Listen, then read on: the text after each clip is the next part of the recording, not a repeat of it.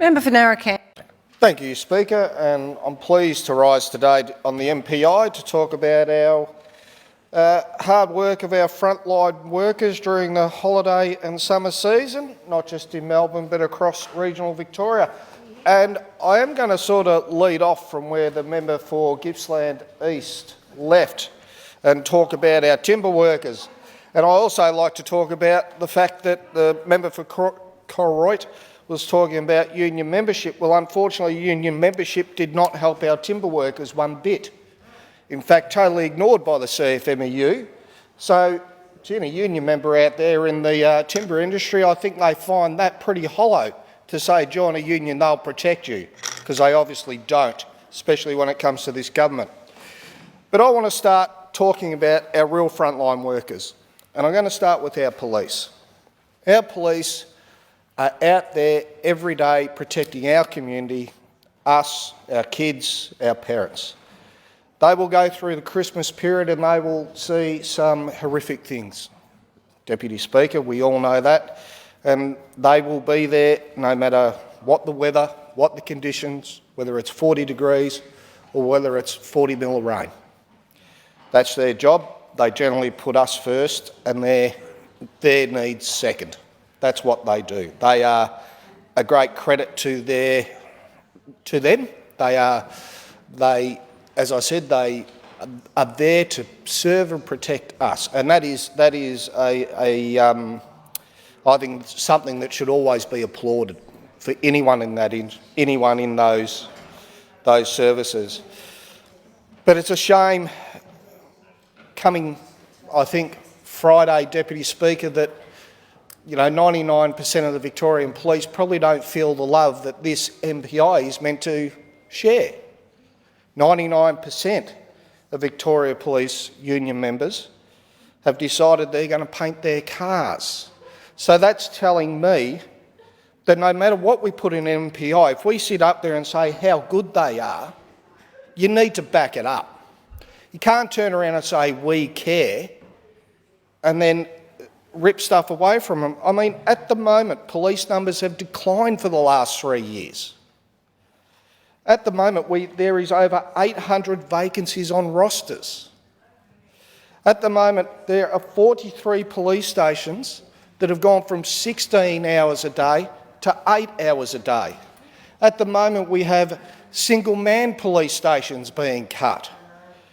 So when you put forward an MPI, when you put forward that to say how important they are, back it up. And in my electorate, I have the town of Rawson that has a single-man station that will go, and the closest police response now to that town is nearly an hour away. And when we talk about these frontline workers, and they should be honoured, every time we stand up in this place, they should be honoured. And let's talk about the CFA and what they do. And these guys are just pure volunteers. It's what they are. They don't get paid. They will jump out of bed at 4 a.m. and they will try to get that response time, which is, there is a threshold that they have to meet, and they will do their darndest to get to that response time.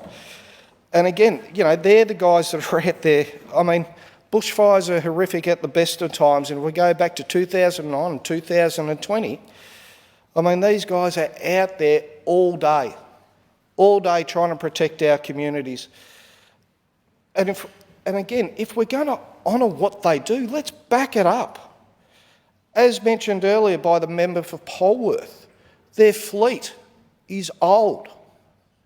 There's no investment in it. In fact, when the government says let's honour our frontline workers, don't cut $300,000 out of their community engagement fund.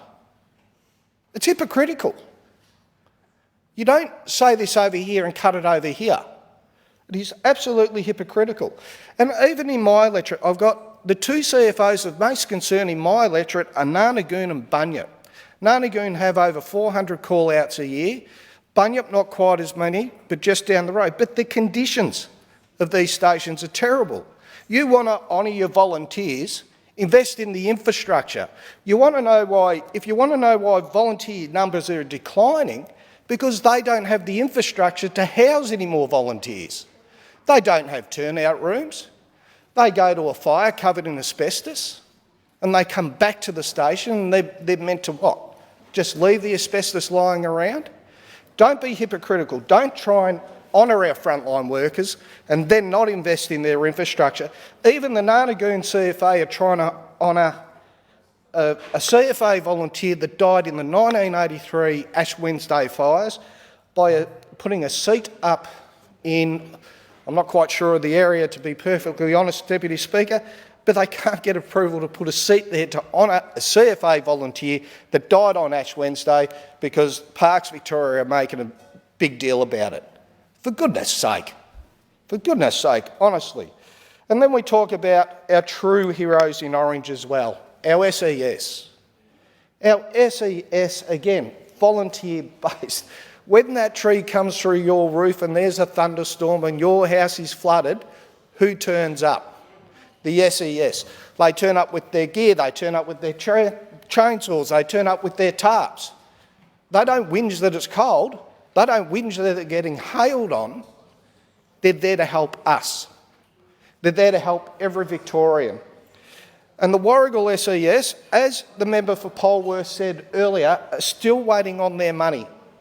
Still waiting on their money, but now it's been cut by 10%.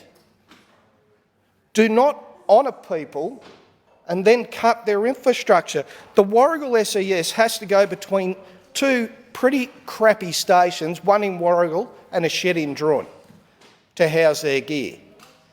It's ridiculous. It's absolutely ridiculous that in 2023 I can't get an SES station in Warrigal, which is one of the fastest growing towns in Victoria. The population is growing and growing, and the Warrigal SES serve a very big area. And I can't get this government to invest in the infrastructure, again, for them to have all their stuff in one spot and to increase their volunteer base. You should see the change rooms. It is chipboard and concrete. That's what they get changed in. Well, maybe you've had a decade to invest in it, so why haven't you done that? Through the chair. Order. Member for Melton, I'll tell you what, you go down and visit it and you tell me it's acceptable at any point in time. We've been there, you've been in government for 2 decades. Order. The member will resume his seat. Member for Melton, you'll have your chance. Member for Narracam, through the chair, to continue. My apologies, Deputy Speaker. So, and this is what I'm saying, if we're going to honour our frontline workers, we must invest in our frontline workers. And let me talk, now I'm going to talk about our AMBOs too, that see absolutely horrific stuff. They really do, and I shared with this House not long ago a good friend of mine that it's been through an absolute nightmare, and then it's pretty PTSD, and she still goes through a hard time. The problem we have with an ambulance service at the moment is as much as we're trying to invest in it, we're not. We don't have the ambulances on the road, we don't have the staff, and ambos are burning out. I think through COVID, and people have left through COVID, they've left these emergency services. And now we've got a declining workforce that have to travel further, work longer hours. It's not unusual for ambulance drivers to do a lot of overtime, and they do a fantastic job. I mean, they're the people that turn up to look after our loved ones when they're in trouble. They're the people that turn up to some pretty horrific scenes and have to talk to families when they're dealing with an emergency situation. So if we are truly going to have an MPI that, honours the work of our frontline workers, of what they have to do over summer, then we truly have to back that up. It's no use having empty words. It's a waste of time. Our emergency services are suffering.